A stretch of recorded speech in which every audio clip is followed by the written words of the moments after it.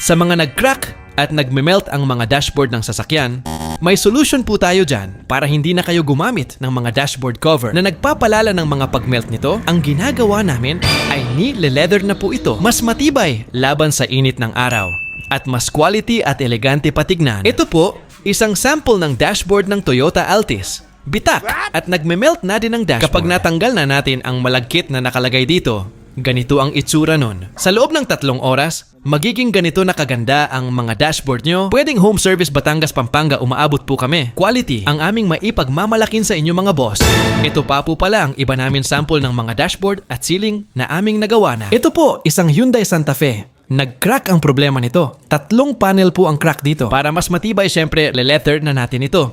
Kaya din po itong matapos ng 3 oras. Tatanggalin natin ang luma at papalitan natin ng leather. Hindi natin ito papatungan At ito na nga po ang kinalabasan ng pag-leather natin dito. Sa mga interesado, tumawag lang po kayo sa aming contact number. Salamat po sa inyo mga ka-auto. Meron tayong 3 years warranty para sa mga dashboard na ipapagawa nyo. Basta tumawag lang kayo dito sa aming contact number. Malah pulang malam ke rumah teman, pergi klub malam. Adut kamu suka melawan, mentang-mentang kamu punya muka menawan.